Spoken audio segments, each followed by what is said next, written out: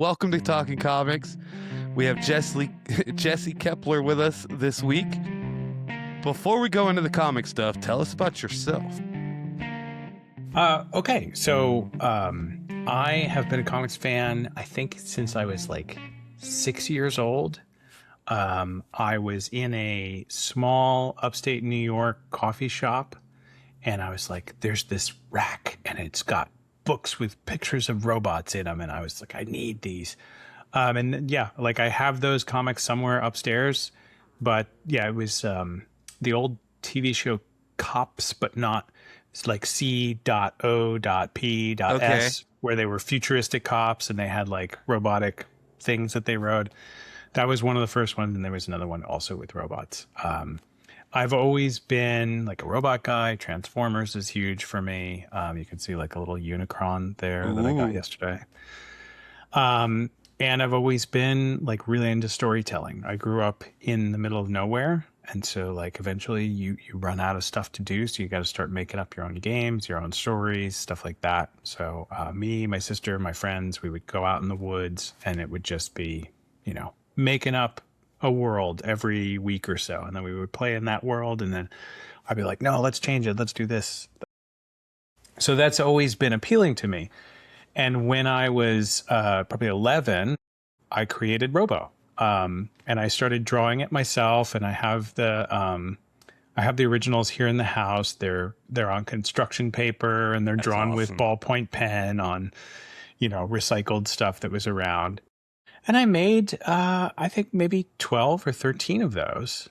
Awesome. And then a friend of my dad was dating a woman whose son was doing small press comics. And he sent me some of these, and I was like, oh my God, this is really possible. Like, we can make our own comics. I got my friend who is a much better artist than me, and we did a 4-page like Robo comic to put into his like zine. He printed it for us, which is great. I wish I had a copy of that. Right? I don't have a copy of it. I've looked high and low, but we were like, we can do this. Let's make an even bigger one. And then I found out how much it cost. So this is like 1994. I don't have a job. I can barely scrape together $2. And the printing was going to be like $450. So that just killed the dream. And then, I went and got my corporate tech job, and I lived many years of my life until the pandemic, where I'm sitting around and I said, I just want to do something that makes me happy. Like this whole thing sucks. And I thought, and I was like, what made me happy? I loved making comic books. And that was what got me like up and starting to do it. It's like, I'm going to do this. I'm going to use Robo again. I'm going to draw it. A day later, I said, I'm going to hire somebody else to draw it.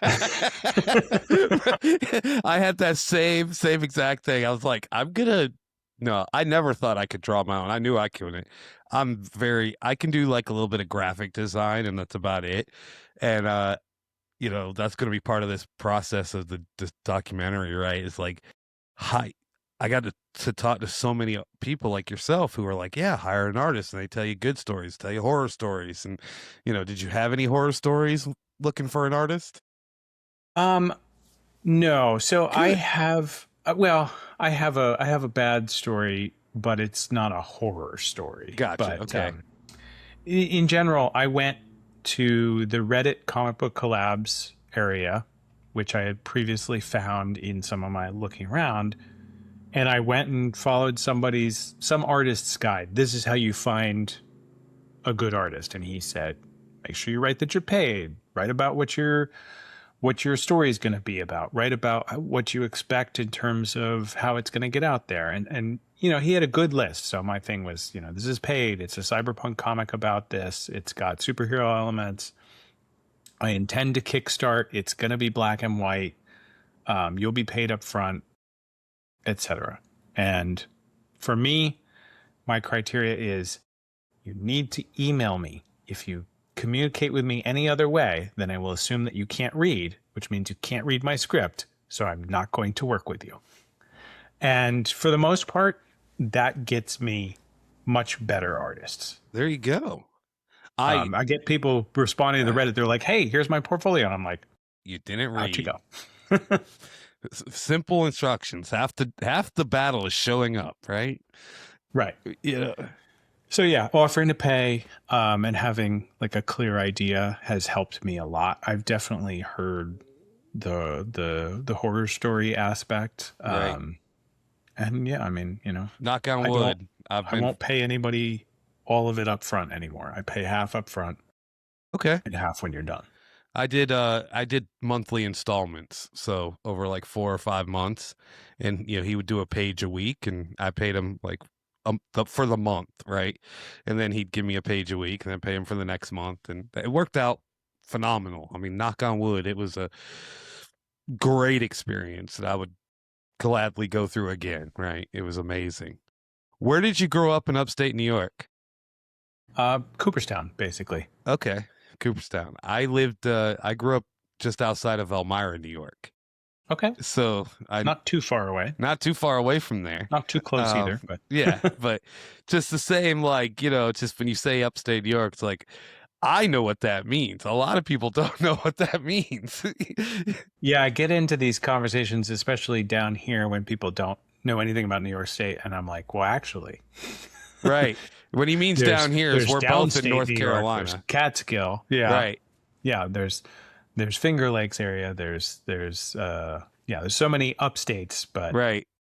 I used to make me so mad when I was a kid too, because like, you're from upstate New York. I'm like, no, I'm not. I'm 10 minutes from the Pennsylvania border. Like, you can't get further south in New York where I was unless you went 4 hours east to New York City, yeah. So it was like, With it. Yeah. So you clarify for people, we're both in North Carolina. For the listeners who don't know the pathos of New Yorkers, if you live in New York City, you say I'm from the city. Or no, right, if you live in New York City, Manhattan is the city. If you are outside of New York City, then that's the city. right. And basically, the entirety of all of New York State revolves around that problem where people in Manhattan think that they're the most important, and it just sort of radiates out from there. Yep. The rest of the whole big state is just upstate New York. Yeah. Even if you live in like, Peekskill, which is like 30 minutes north of the city, you're in Right. upstate New York. Yep. Which is crazy to me. The only But- ones who get away with it is Long Island because they're not up. Right. They can't get further south in New York than Long Island. So, and they are south of the city technically. But no, that's great. That's an awesome story how you started young, and then come back to it and, revitalize the story. What was the inspiration behind it? Do you remember, like, originally? I mean, I started with I love robots, so Okay. the early Robo comics, the 10-year-old version, is a lot of just robots punching each other, which was great. But one of the things that I was kind of really happy about, like proud of my younger self, was I went and I read through them, and I was like, "There's some bones for like a cyberpunk story here." Like the main thing about Robo is that he is owned by a corporation. He's a pilot of a mech suit or of a a super soldier suit, and he works for a corporation. And that I did not change. Okay. Whatever was in 10-year-old me's brain, he was like, you know what, a superhero that is a job was an important part of the role. And then at a certain point, like in Robo number 5, not that one, the one that I made as a kid, he loses his job, and I was like, okay, yeah, that's pretty dystopian. And so that's kind of, I didn't completely change it and keep the name. I kept a lot of the themes Narratives from and the themes. original and made them much more mature. And you drew them when you were a kid, though, too, right? I did. Yeah. And then made the decision after one day not to draw them. They're not good.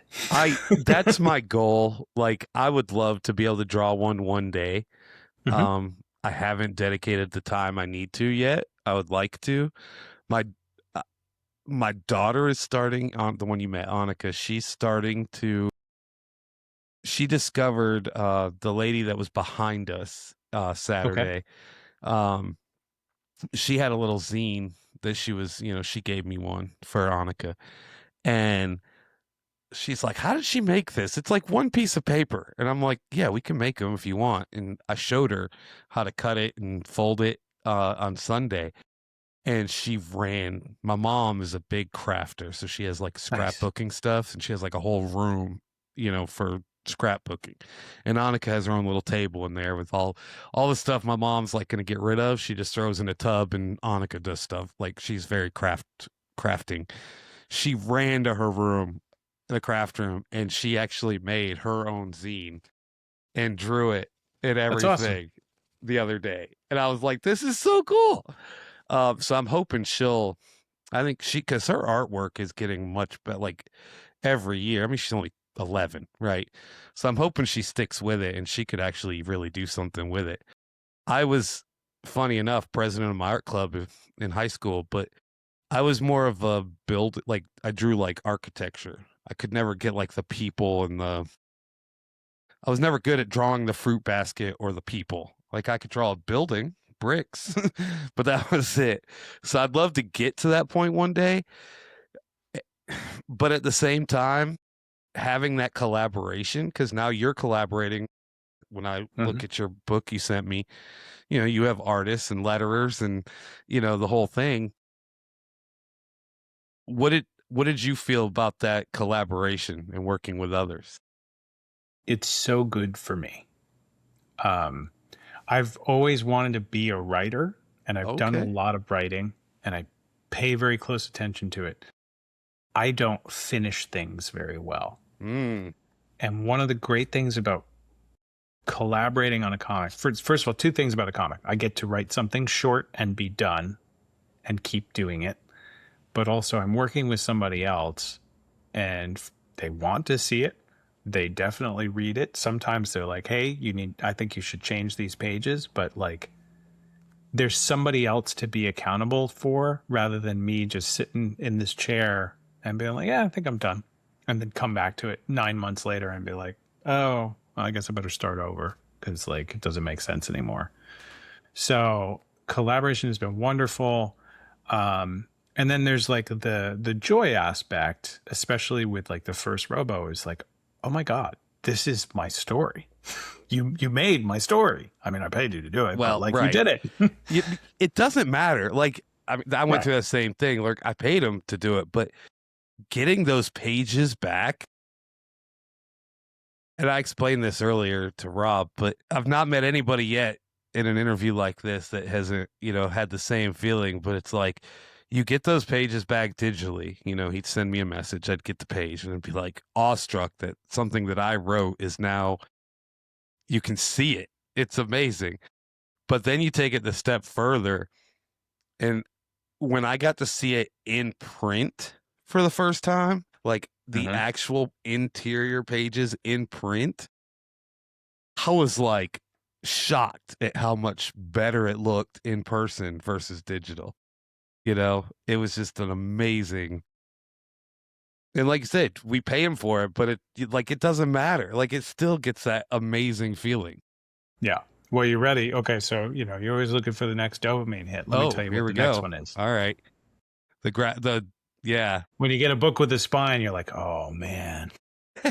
When you get the trade paperback version, Right. the graphic I didn't novel. think Yeah, I didn't think it was going to affect me that much, but I was like, man, I love this thing. I think for the first 3 days, I just would open it up and flip through it.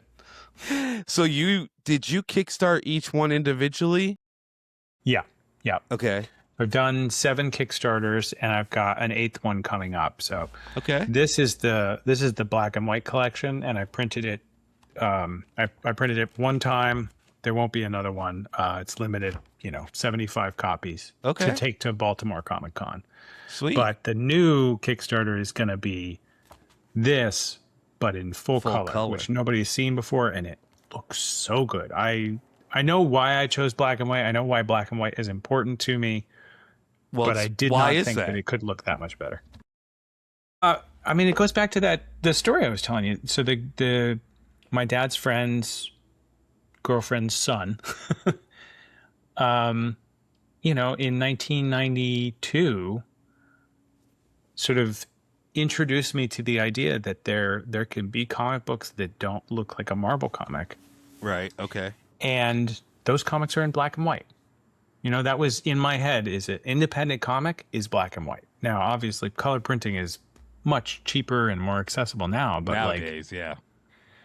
Teenage Mutant Ninja Turtles, Cerberus, Love and Rockets, like all of the famous independent comics, the ones that change the way that we think about what comic stories are, they were all in black and white first. Walking Dead is black and white. Gotcha. Okay. So, yeah, in my mind, it was like, well, you got to do this first. You can't just jump straight right to the into art color. stuff. Well, I skipped a step. Dang it. Yeah, well, no, I mean, I'm not going to hold it No, against I anybody. appreciate that. That's phenomenal, though.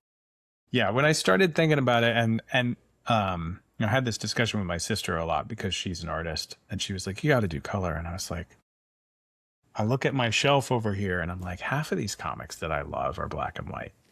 Right. Yeah, I was not a so I'm reading I'm a Thor fan. I think I told you that, and you can kind of tell from my background. That I might like Thor a little bit, but I'm reading like all the old Thor.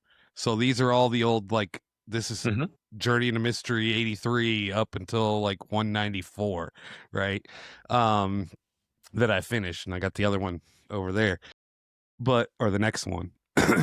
But one of these books I had to get the essential book, and it's all black and white. And it actually grew on. I did not like it to start with. I only had to read like 4 or 5 issues to like bridge a gap between 2 books that I could find. But like the first couple, I was like, oh, this is horrible.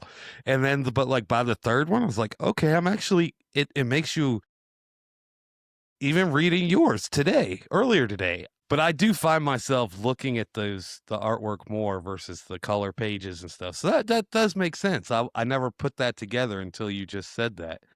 So what made you want to go color now?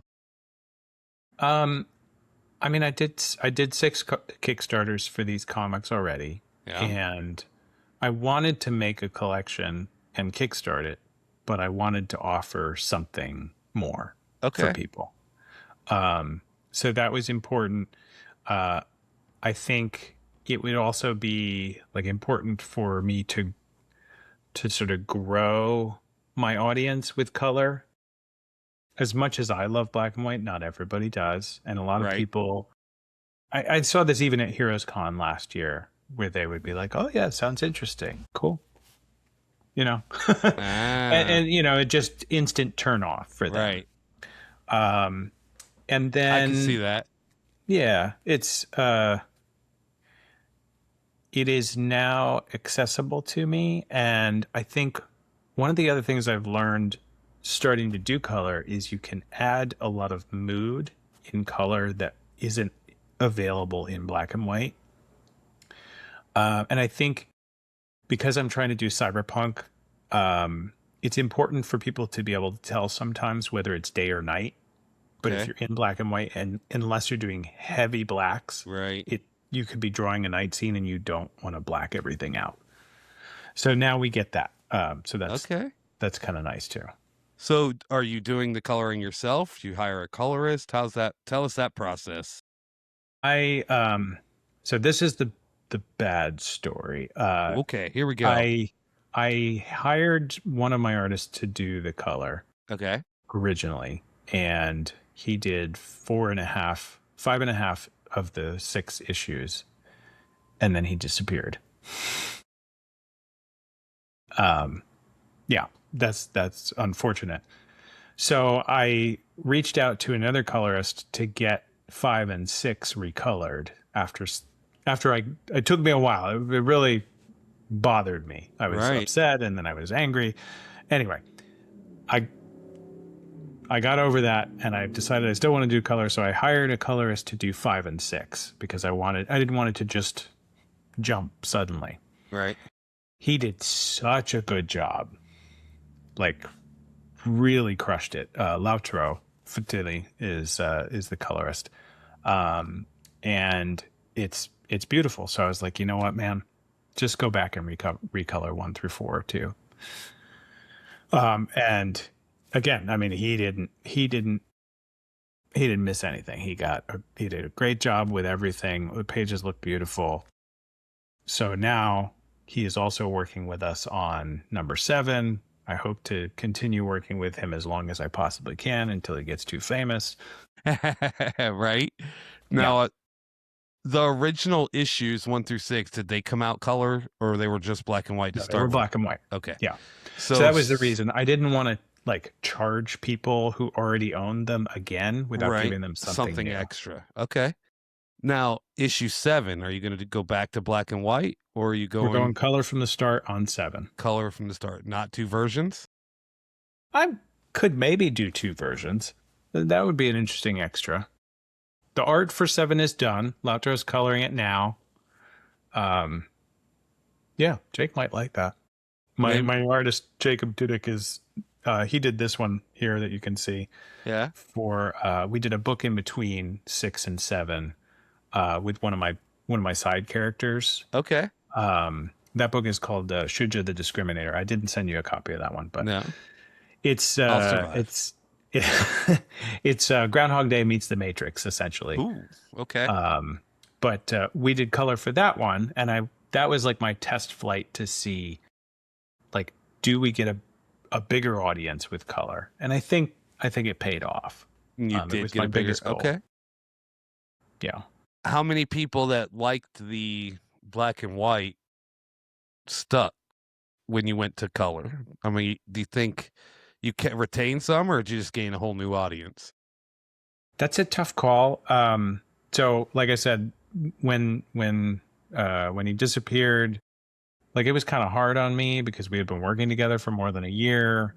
So there was kind of a gap. Right. I think I lost some of my audience just because I hadn't put out any comics for a year and a half.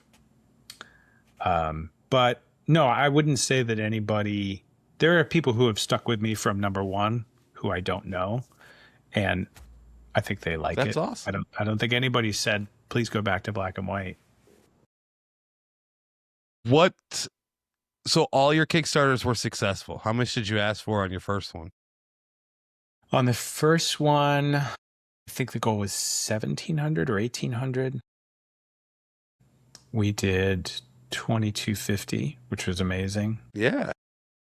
The second one was a little bit of a dip. I asked for the same amount. I think we did 1,800, so it was just over by about $100. And then steady growth. 3, 4, 5, and 6 all came out within probably about a year and a half. Wow. And that was really That's good. cranking Like, them I out. saw growth. Actually, I made $20 on Robo number 5. All right. You made Which is incredible. Profit, if you've right? made indie comics, you know that making money is unheard of. Yeah. I'm just happy to have some cash flow now with selling the comic and stuff. Like, I'm not making money, but I have cash flow, which is huge. Because before there was no cash flow. And that was a big reason too why I wrote the comic and wanted to do it. There's 100 reasons why, but another one was I come from the world, I told you before we started, I had a little game store, and when I sold the game store, I turned into miniature games accessories, and I'd go to conventions like gaming conventions, and I'd have a booth and sell, and it was to make money, and I'd make my money back, pay for the, I wasn't living off it, but I could have a fun weekend and come home with a couple bucks in my pocket. But with the podcast, I wanted to do conventions, like last weekend, and there was nothing to I had to really turn my head to think about, man, this is a marketing expense, not a make money expense, right? This is to gain fans for later. And the comic kind of just helps me, make a couple bucks and have a cool project to talk about. Yeah, we sold 11 last weekend, so that was pretty good. That's great. We 7 the first show and 11, so I'm happy. We've sold I think it's a total of 69 books through the Kickstarter, so that's pretty good, I think, for a first comic and first start, and getting it out there. And I can't wait to do the next one. Hopefully I'll make a little bit more money, and that's all I need it to do is just I need this book to pay for the next book. That's all I wanted to Yeah, do. that's always the goal. And you know, that's kind of a thing about like going to color is like I have been very lucky. Like it's a lot of friends and family who 100%. provide like at least half of the funding. So that's I really appreciate that. But I've also been lucky to get some actual people to continuously support me that I don't know. That is the weirdest thing to me. Like I've had some people that backed for no reward, and it's that's just crazy to me. Like it's people I know through in the comic world, and they're doing it just to support us because they like what we're doing. But it's like, I don't know. It's hard for me to wrap my head around, somebody's going to give me just money just because I'm doing something, right? Like It's nice. it's nice. It's just, I mean, I guess it makes you feel validated, right? That you're doing something good that people want to support. Um, but it's just crazy to me. So When what? I did Go when ahead. I Yeah. did Robo #1, the comic Berserk, the one Yeah. with Keanu Yeah. Reeves, was kickstarting and it made like $8 million or whatever. But that was Boom Studios was running that Kickstarter, Right. and they gave me $100 on my campaign Heck for yeah. no reward. Is It that was not really, really, crazy? really nice. Like they just kind of spread the wealth around a little bit. I And felt that's very. what, I've asked a couple of them. I'm like, hey, not that I'm complaining, but why did you do that? Like, at least get one book. I mean, if you want to donate more, sure. But I had sent them already, sent it digitally to them. But, they're like, we want to support the indie community. We've made it or whatever, and we want to help you grow and the community grow. And I was like, okay, that makes sense. But it's just crazy to me that I don't know. Nobody gets I into hope comics to get rich. right, but I hope I can return that one day, right, or repay that one day, throughout the community. And I try to support. I'll support yours. I hit the notify Thank, me on launch today, so thank you. I know how important that is now. It is. It's. I was not aware of it either until conversations that I started to have with more successful people, and they were like, "You got to get as many followers before you launch, because then Kickstarter knows that you're worth boosting." Boosting, gotcha. What other advice about Kickstarter would you give people? Um, Being a veteran of 8 different Kickstarters or 7, 7. 8, Hopefully, the 8th will also be successful. I'm sure it will. Let's see. Video is more important than I thought. I did a couple without a video, but people have really set me straight on that. It doesn't have to be a great video, but for people who don't want to read all the text that I write, being able to hear what I say is important. I try to give a couple of sample pages. I don't know if those are super helpful or not, but I don't think I've ever seen a campaign without them. Okay. Yeah. Just let people know that the art's there. Much like you said, you have the book in hand. Right. Yeah, I put a couple pages up. I set my goal pretty modestly, I feel like, for the actual cost. Like I'm not looking to make money on Kickstarter. Right. That was a huge debate I've had, and I've tried having this conversation with a couple of actual marketers that help people on Kickstarter and comics and stuff. Because I only set my goal for $500 because yes, I wanted it to fund. Yes, I want to sell it and spread the book out there. But like I said, I had the book already. So whether I got $1 or $0 or $10,000, the book's here, right? Yeah. I'm going to the shows. So I was really struggling with, should I just put $500 just to hope somebody, backs it? Hopefully that's a low enough goal somebody would fund, right? Like I think we're at 740. So I'm like, okay, I'm good. We're over. I didn't want to put like $3,000 with, to make my next one. That would have been awesome. But then I'd be sitting here at 740 freaking out with one day to go and not get anything. Right. And so I don't know what the balance is for that, So that's yeah. like my advice or my method of set it conservatively is probably not the advice that you would take. I think the guy, I wish I could remember his name because I met him and he was so nice to me. But the guy who wrote Metal Shark Bro from Image Comics, they raised a fairly large amount of money on Kickstarter before he got picked up by Image. And his advice was that I should be baking in all of my time as a writer at an hourly rate or a page rate or whatever, and make sure that I included my pay in the goal.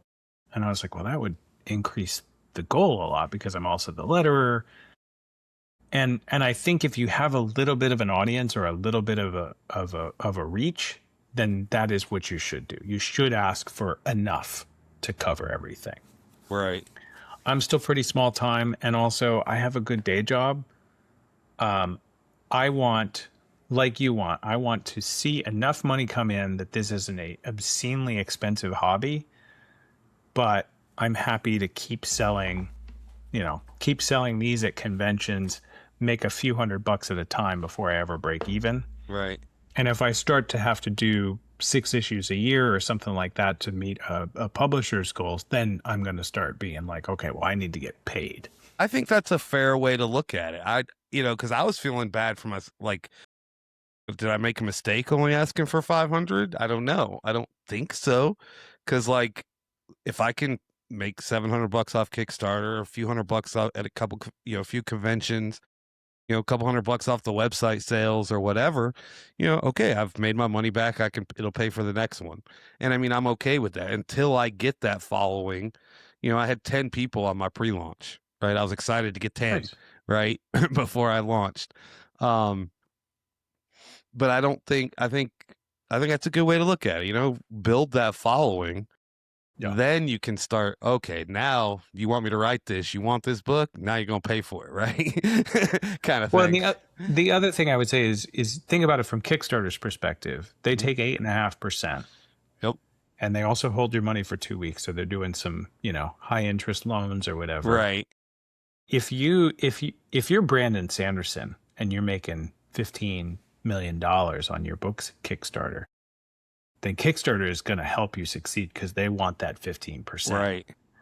Comics won't get that far unless you're Berserk with Keanu Reeves. But like, when you start to want a bigger following, you do want a bigger goal because that 8% is juicier to Kickstarter. They have more incentive to help you get seen. As all of those numbers get bigger, makes sense. Then you want them to make sure you're covering your cost. And then there's shipping. How I'm going to price shipping in, right? Because the cost of shipping things, the barrel of oil is going to change dramatically from start to finish. So yeah, that's another one where you kind of want to overshoot your goal because some of your costs may go up. One of the things that I actually did this morning, I was working on the pledge manager that's going to start, when it ends, because I got, almost 20% in just donation money, right? I just decided to make just a $5 flat shipping. Like the donation money is going to pay for other people's shipping, right? Just to make it easier. And lower the projected shipping a little bit, right? I still don't know how that's going to work. So I didn't know they were holding my money for 2 weeks until you just told me. I probably should have read an article on that, but it's at least 2 weeks. At least 2 weeks. Okay. That's fine. They say it's like 4 to 14 days or whatever, and it will be the 14 business days or days. Okay. That's fine. I'll figure that out, but I didn't want to charge exorbitant amounts, but man, figuring out shipping's hard. That's one of the hardest things. Yeah. So I have so when I ship these out from my website, because I didn't kickstart the black and white copy. Okay. I have a Gemini mailer. Those cost 75 cents a piece. I think the shipping itself is about $6 right now. And then there's the book. So I charge people, I think, $6. I don't charge them for the Gemini, even though it is almost $1. Right. But yeah, if I do the Kickstarter, and it really takes off. And I'm leaving that $1 to $2 for shipping on the table for each book. It adds up. It adds up. It can add up. That is, yeah, it's insane. And that's another Brandon Sanderson thing, because he's the all-star of Kickstarter when he did his first book on there, as it really, really blew up. And they didn't have a place to put all the books. He tells a story on his podcast. He's like, yeah, our first book on Kickstarter sold, however many tens of thousands of copies. I didn't have a warehouse. So he just had them filling his entire house, his garage, his friend's house, their basement, and they were doing everything they could to get the books out of the way fast enough so that the people who were lending them their homes could have their house back. So, I don't ever think that I will be so successful as to take up multiple homes worth of product, but there are logistical things that pop up, especially as you gain success. Yeah. Hopefully at that point I would be able to rent a warehouse for a week or two, or a big interior storage shed or something to have all those books. That would be an amazing problem to have. Those good problems, right? We'll get there one day. I've got some fun questions, but before that, is there anything that we didn't talk about that you want to talk about? I think one of the things I'll plug the book a little bit. Of course, please do plug the book. It is a cyberpunk story, and it deals with themes about technology influencing our lives, but also how, in cyberpunk worlds, everybody works for a corporation. Corporations control everything. And one of the big themes, especially because of when I was writing it during the pandemic, is disposability. I said earlier, Robo gets fired in the childhood version. That's because even a superhero is disposable when all that matters are profits. Yeah, this guy isn't fulfilling exactly what we want. Just get rid of him. So I try to have some social commentary. I try to have technology commentary, and I try to put a lot of interesting stuff into the books. I've always wanted to make a comic, or I always like to read comics that have a really good story. So I hope that everybody finds that it is a really good story when they read it. I agree. I think it does. I read the first one. I thought it was great. I'll have to finish it. When can I get one of those hardcover paperbacks? You can get it. I mean, if you want the black and white one, you can get it. Or off wait the for the right now. Kickstarter. If you want the color, you can get the Kickstarter. Gotta go on the Kickstarter. I'll wait for the Kickstarter. We'll see. Okay. I'll back the Kickstarter, support you. Do you have a rough timeline of when you're going to launch? I am probably going to launch at the end of this month, maybe the third week of April. Okay. So coming up soon. Yeah, a couple weeks. Go hit that notify me on launch button. I'll have links in all, to places below, above, wherever they are. Well, cool. I will, we'll start with these and then we can wrap it up. But I ask these questions to everybody that comes on the show. So I get some cool answers. Who was the first favorite superhero or comic character that you like? I think I thought of this answer because I was watching one of your episodes. People are starting to cheat on this stuff. I'm sorry. It's fine. I think it's the first time that happened, I was like, wait, he actually watched an episode. This is cool. I think I got to say Iceman. Iceman. All right. I liked X-Men a lot.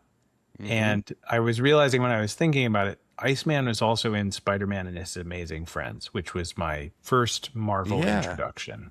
Okay. So Iceman's my guy. Love it. Do you remember the first comic book you ever read?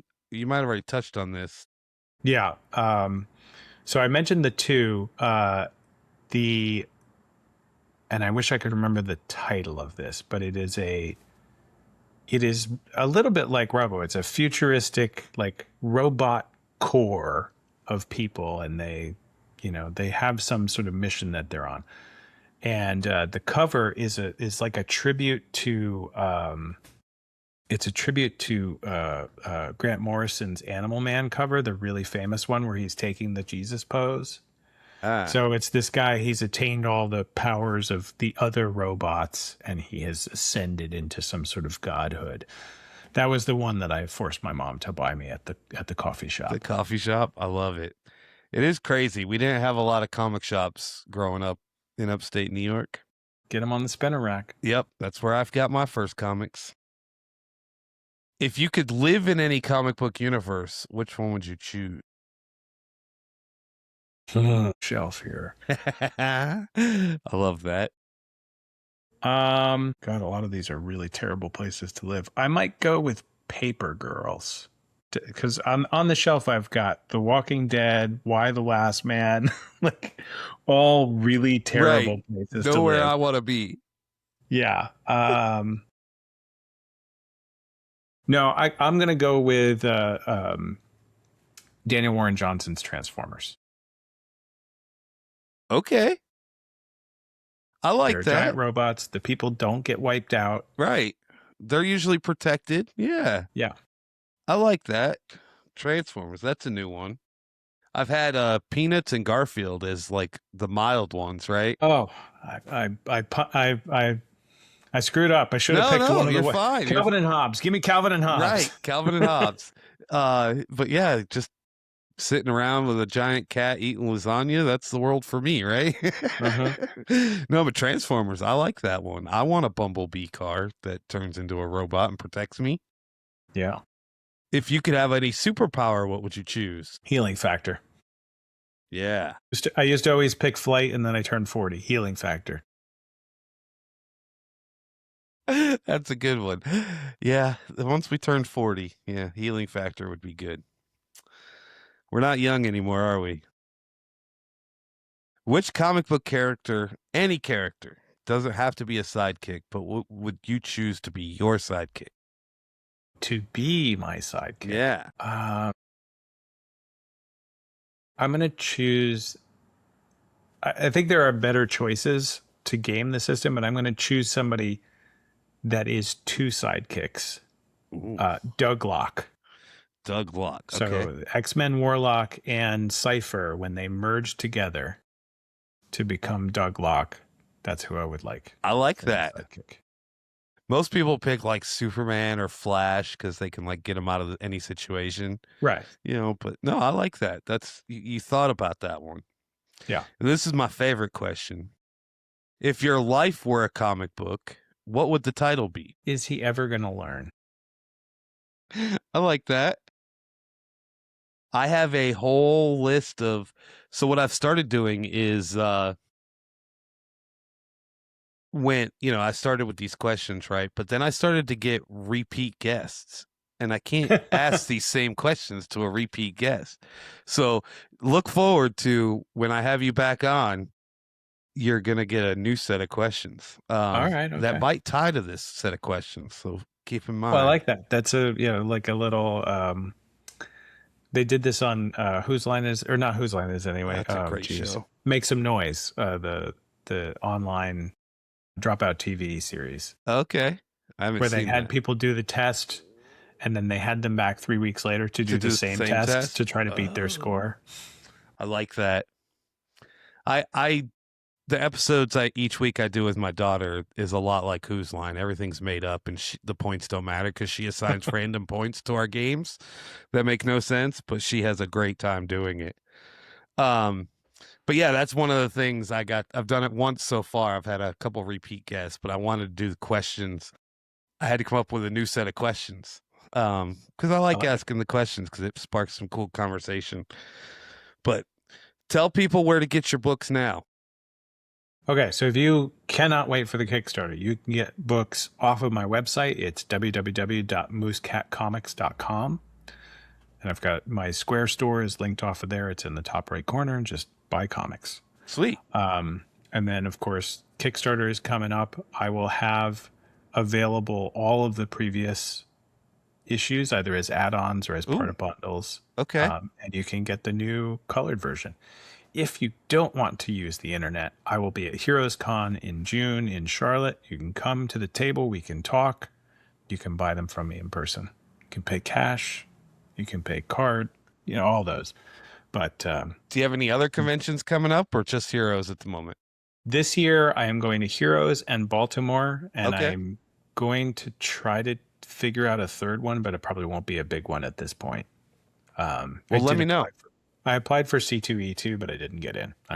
There's a couple I didn't get into as well. I had to fight to get into one because the one I'm going to in Traverse City, Michigan at the end of May, and I had to fight to get into it because they didn't want to accept me. But then when I told them that my book was printed in their city and that another friend of mine works for the convention, they had to let me in. So they did find a spot for me. So I was excited. The last place I guess you could get it is I'm going to be doing Free Comic Book Day at Yellowbird in Fuquay. Okay. Yep. And if you don't have any money, I have these bootleg copies that I printed in zine format of Robo number 1. I'll be giving those out for free. Awesome. That's a great idea. Yeah. I have to give I will try to get up there that day. I'm supposed to be at another shop that day set up with my books. Somehow I'll figure out how, depending on the timing, how all that all works out, but I'll get there eventually. If not, I'll have Rob grab me one. One of the bootleg ones. One of my favorite stories of recent time is my HVAC repair guy saw the stack of these in the house while he was working. He's like, can I take one of those? And I was like, yeah. And he read it, and then he came back the next day and he's like, I think I'm going to get the rest of them. And I was like, all right. So I feel really good about that. Yeah. But, it's a nice segue. He also pointed out, so embarrassing. So, we were talking about how your daughter was learning how to do the fold and all of that. I had to fix the pages for double-sided printing and fold over. And I put 2 pages out of order.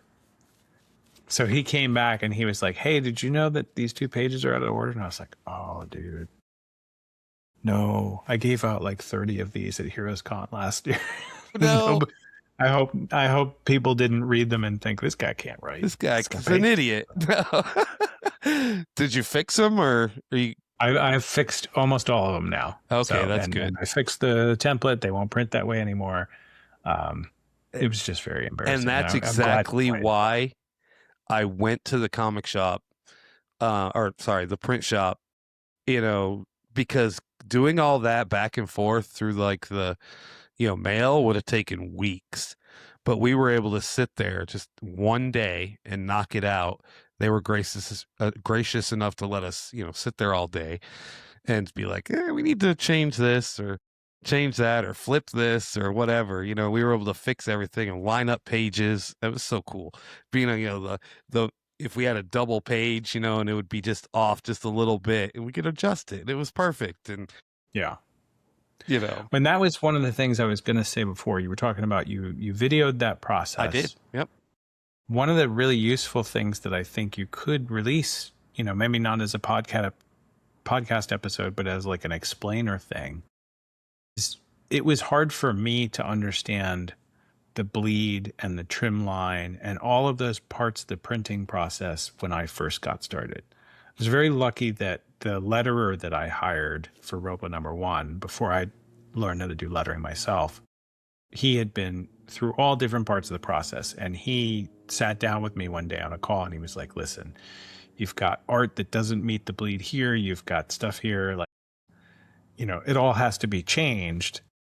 Phil, who works digitally, didn't actually know where the bleed line was either. So he helped us both figure it out. That stuff it's not intuitive.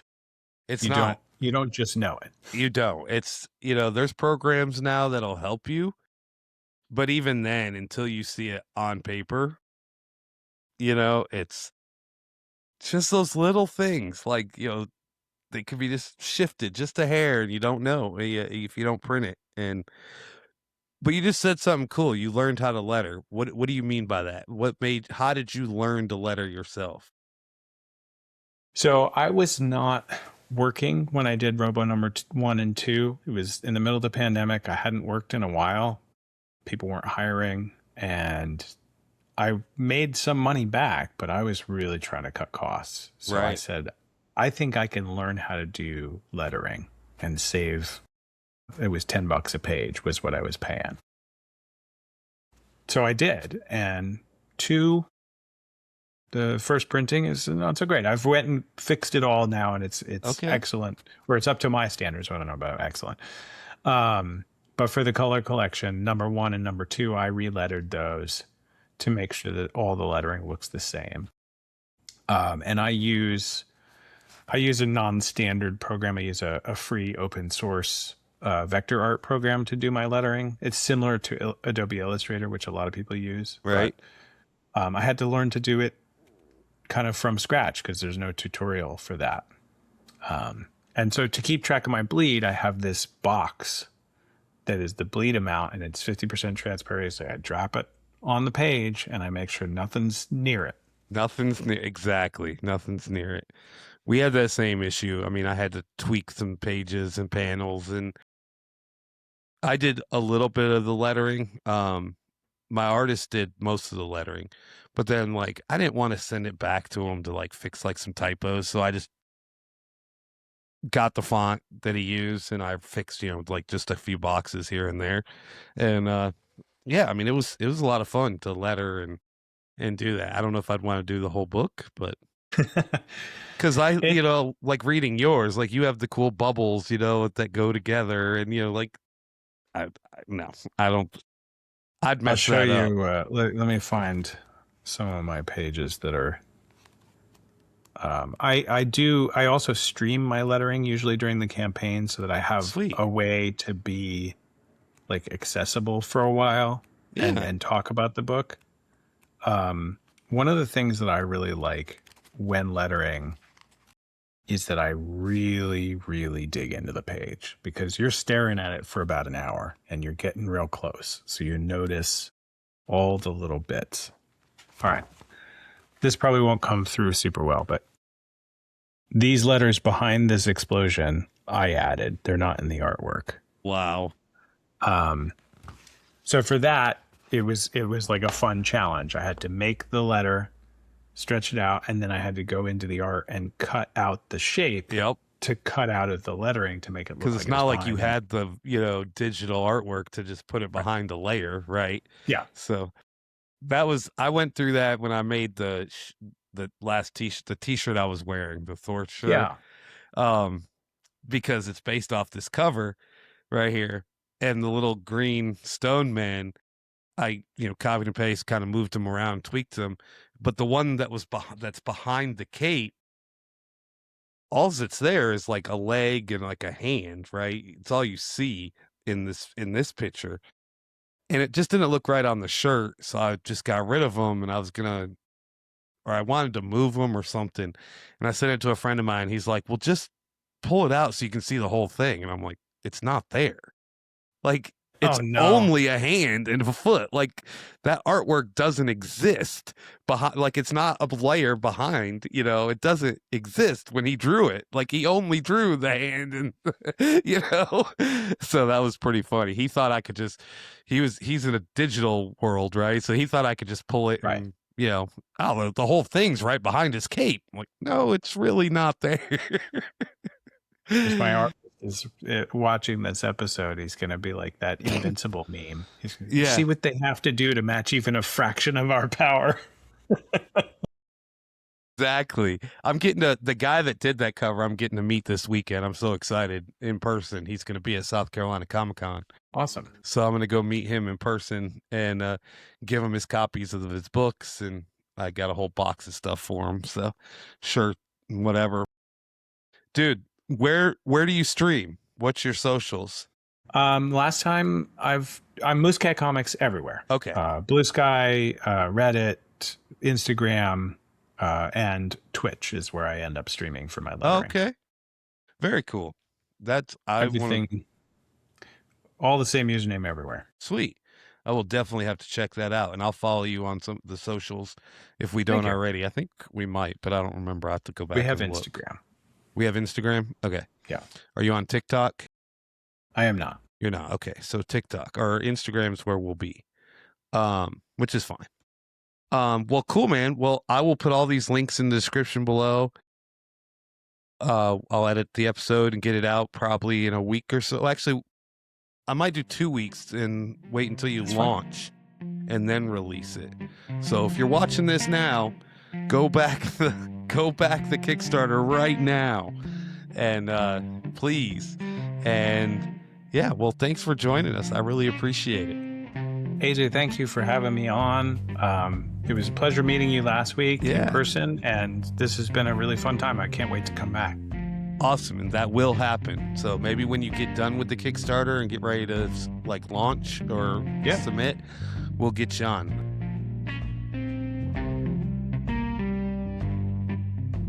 We don't just talk about comics, we made one. And it's called the Chronicles of Pam and Pete.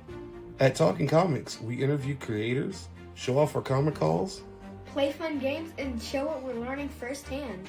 Get a free preview of the Chronicles of Pam and Pete by subscribing to our Substack. Watch the trailer and all the video episodes on YouTube. Or listen wherever you get your podcasts. Follow along, like, subscribe. Trying to start a podcast but feeling stuck? At Aquadio, we help creators make waves with everything you need to bring your voice to life. Hosting, recording, editing, and marketing. Whether you're starting from scratch or just need a little help polishing your sound, we're here to hydropower your creativity. Comment on this video or DM us today and let's dive in.